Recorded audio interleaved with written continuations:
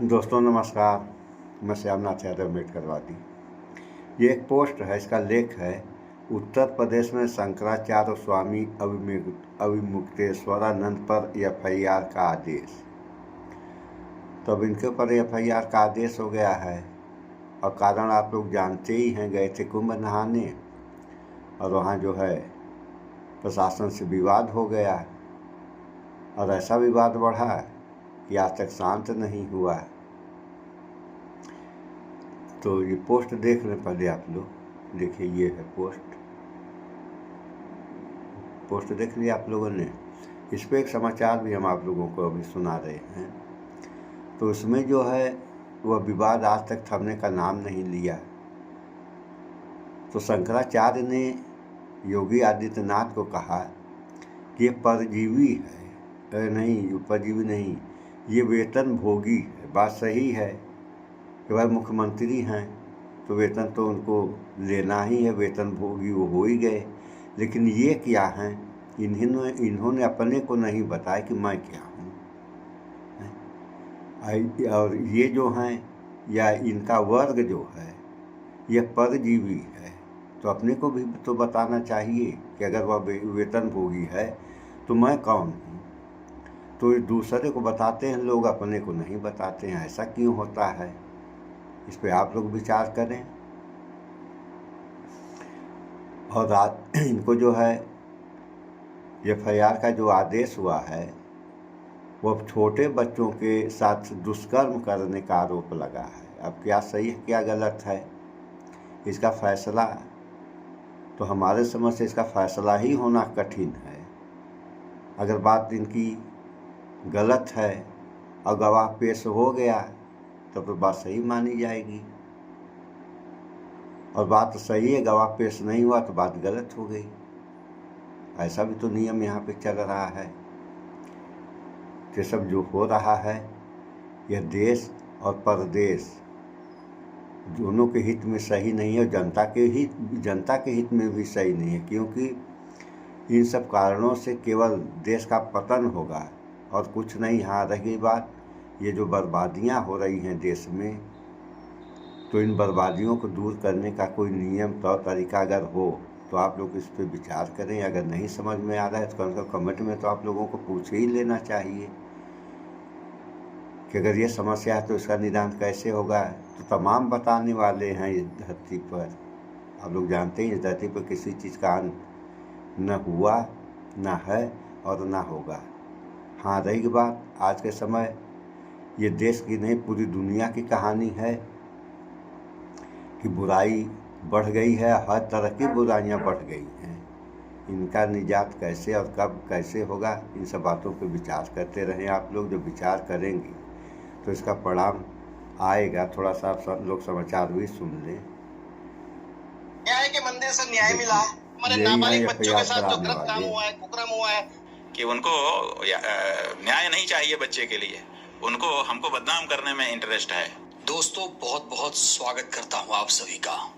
सरकार का विरोध कर रहे शंकराचार्य अविमुक्तेश्वरानंद को लंबे समय तक जेल में रखने और उनको बदनाम करने की पूरी तैयारी कर ली गई है। हिंदू धर्म के इतिहास में ऐसा पहली बार हुआ जब किसी शंकराचार्य के खिलाफ यौन उत्पीड़न का केस दर्ज हुआ है, वो भी बच्चों के साथ यौन अपराध का केस दर्ज करने का आदेश हाई कोर्ट ने दिया है। और कहा जा रहा है कि अविमुक्तेश्वरानंद ऐसे पहले शंकराचार्य होंगे जो इस तरह के अपराध में जेल में सजा काटेंगे। इस समय की सबसे बड़ी खबर यही है कि अविमुक्तेश्वरानंद को बहुत बड़ा झटका लगा है। यौन शोषण केस में हाई कोर्ट ने उनके खिलाफ FIR दर्ज करने के आदेश दे दिए हैं। तो FIR किसने दर्ज कराया? अविमुक्तेश्वरानंद ने FIR दर्ज होने के बाद क्या कुछ बयान दिया है। दोस्तों आपको उनका बयान भी मैं सुनाऊंगा, दिखाऊंगा और जिसने केस दर्ज कराया है उनका क्या तर्क है, उनकी क्या हिस्ट्री है, ये भी मैं आपको दिखाऊंगा।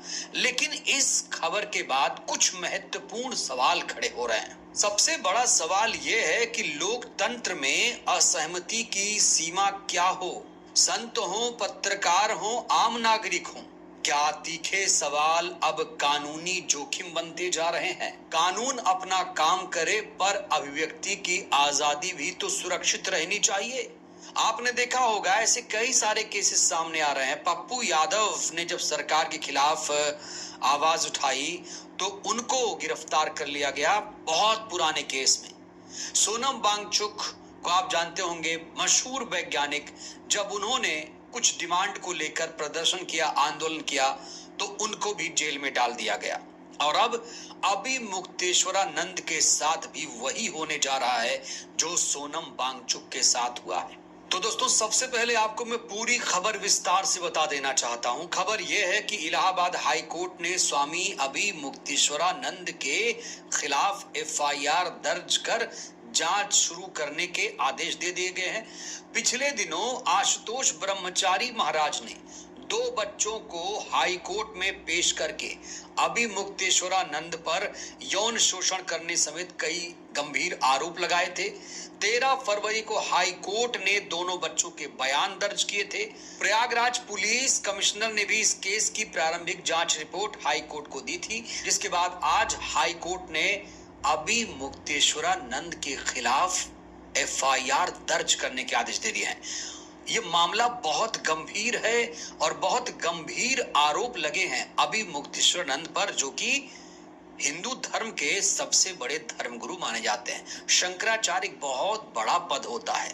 देश में कुल 4 शंकराचार्य हैं, जिनमें अभी मुक्तेश्वरानंद भी शामिल हैं। दोस्तों, आपको जानकर हैरानी होगी, जिस शख्स ने, जिसे संत कहा जा रहा है, जिनका नाम है आशुतोष पांडे उर्फ आशुतोष महाराज। तो सबसे पहले मैं आपको आशुतोष पांडे उर्फ आशुतोष महाराज का वो बयान दिखाने जा रहा हूं, जिसमें उन्होंने शंकराचार्य पर गंभीर आरोप लगाए हैं। सुनिए जरा। न्याय के मंदिर से न्याय मिला है और न्याय के देवता ने हमें हमारे नाबालिग बच्चों के साथ जो गलत काम हुआ है, कुकर्म हुआ है, लैंगिक अपराध हुआ है, उसकी सुनवाई करते हुए एफआईआर के आदेश यूसी थाने को कर दिए हैं। अब हमें न्याय मिलेगा और हमें पूरा उम्मीद हो गई है कि अब वह दिन दूर नहीं जब ऐसे कुकर्मी, सनातन के नाम पर चौला ओढ़ने वाले ढोंगी लोग जो फर्जी शंकराचार्य अपने आप को लिखते हैं, मैं आज खुली चेतावनी देना चाहता हूँ। अखिलेश जी, आप बहुत चिल्ला रहे थे, चलिए मेरे साथ विद्या मठ पैदल यात्रा हम लोग आज से कर रहे हैं और पश्चिम तट पे डिप्टी सीएम साहब आपको भी कह रहा हूँ, मेरे साथ चलिए। वहां पर जो स्विमिंग पूल दिखाऊंगा, मैं कमरा दिखाऊंगा जिसमें ये ऐसे करते हैं और सखियां रखते हैं, बच्चों का कुकर्म करते हैं। सारे एविडेंस वहाँ पे हमारे बच्चों ने छुपा के रख रखे हैं, उसको विवेचना पुलिस के द्वारा निकाल के लाएंगे। ये न्याय की हम लोग सनातन की जीत मान रहे हैं। सनातन के जो इन लोग गुमराह कर रहे थे, प्रथम जीत हमारी न्यायालय से हुई है और हम इसको लिए माननीय न्यायालय का आभार व्यक्त करते हैं। आज से हम सनातन यात्रा निकाल रहे हैं, यहाँ से विद्या मठ, इनका बनारस आश्रम जहाँ पर रंगरैया उठाते हैं, जहाँ पर बच्चों का यौन शोषण करते हैं, वहाँ पर सारे कमरे हम पंचम तट पे दिखाएंगे। वो कमरा कैसे, जो एक संत वो कुटिया में रहता है। अंबानी जगह का भी फैल किया हुआ है आपने, अंबानी साहब का भी ऐसा कमरा नहीं है जैसा आपने बना रखा है, वहाँ सखिया रखे हुए हो और बच्चों के कुकर्म के बहुत सारे एविडेंस वहाँ पर जिंदा है। हमारे बच्चों ने वहाँ गार्ड रखे हैं, जो वहाँ पे सीढ़ियां हैं, वो सब उपलब्ध होंगी। अब विवेचना हमारी पुलिस करेगी। पुलिस में जो तथ्य सामने, हम तो पूरे एविडेंस माननीय न्यायालय को भी दिखा दिया है और पुलिस को भी अपनी सारी विवेचना में हम सहयोग करेंगे। आज वह साबित हो गया है, माननीय न्यायालय ने मान लिया है कि कोई झूठा आरोप नहीं है। ऐसे किन्होंने लोगों को जेल में रखा जाए, इसलिए माननीय न्यायालय में पाया गया आदेश। दोस्तों, इस पूरे केस की क्रोनोलॉजी भी समझिए। शंकराचार्य सरकार पर सवाल खड़े करते हैं और उसके बाद शंकराचार्य का विरोध रामभद्राचार्य करने लगते हैं। रामभद्राचार्य भी सरकारी बाबा माने जाते हैं, काफी ज्यादा डबल इंजन सरकार की तारीफ करते रहते हैं, कभी भी सरकार के खिलाफ कुछ भी नहीं बोलते हैं। और जो आशुतोष महाराज हैं, वो कहा जा रहा है कि रामभद्राचार्य के शिष्य हैं और इनको लेकर एक बहुत बड़ा खुलासा हुआ है। खुलासा ये हुआ है कि इनके खिलाफ कई गंभीर धाराओं के तहत केस दर्ज किया गया है। ये पूरी लिस्ट आप देख सकते हैं यहाँ पर। आशुतोष पांडे उर्फ अश्विनी पुत्र राजेंद्र सिंह निवासी राय जादगान, थाना कांधला, जिला शामली का ये पूरा आपराधिक इतिहास है। यानी जिसे संत कहा जा रहा है वो भी अपराधी है और जो आशुतोष महाराज हैं, कहा जा रहा है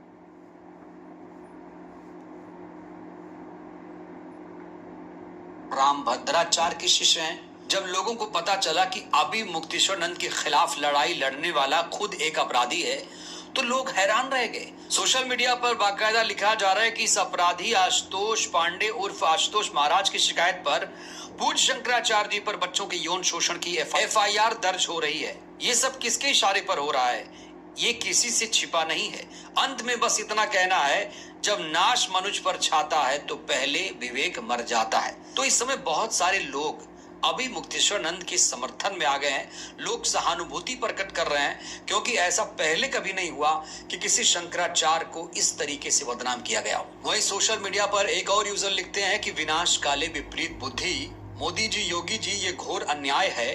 शंकराचार्य पर झूठे आरोप लगाकर सनातन धर्म को बदनाम करने की साजिश की पुरजोर निंदा करता हूं। याद कीजिए जयललिता ने क्या कहा था। पूज्य कांची शंकराचार्य जयेंद्र सरस्वती स्वामी जी पर झूठा केस लगाकर गिरफ्तार कराया था। वह स्वयं भी जेल गईं और उनकी मौत बहुत भयानक थी। कर्म किसी को नहीं छोड़ता है। तो इस समय ढेर सारे लोग शंकराचार्य के प्रति सहानुभूति प्रकट कर रहे हैं। लोग कह रहे हैं कि शंकराचार्य को सरकार से सवाल पूछने की कीमत चुकानी पड़ रही है। ये जगत गुरु की तरह वो भी सरकार की हाँ में हाँ मिलाते, सरकार की चाटुकारिता करते तो ये भी मौज में रहते, लेकिन इन्होंने सरकार से पंगा लिया, इसीलिए इनके खिलाफ ये FIR दर्ज हो रही है। आप लोगों ने अब ये हाल है इस प्रदेश और देश का, यहाँ काफ़ी समस्या आप लोग देख ही रहे हैं। हिंदू मुस्लिम जातिवाद, और अब जो है बाबा लड़ गए, और ये जो बाबा मुकदमा करवाए हैं इन लोगों, इनका इतिहास आप लोगों ने सुन ही लिया कि इनका भी इतिहास जो है साफ सुथरा नहीं है, और इनके भाई के भी ऊपर FIR है, हमने समाचारों में सुना है।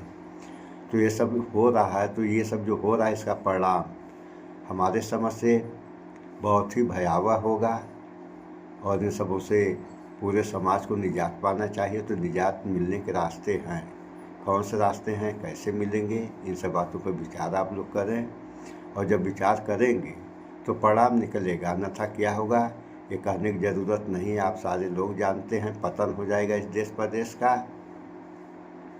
सो इस वीडियो में इतना ही। भाईचारा बना के रहें, स्वच्छता अपनाएं, शुद्ध खाएं, स्वस्थ रहें, शिक्षित बने। जय विज्ञान, जय संविधान। नमस्कार।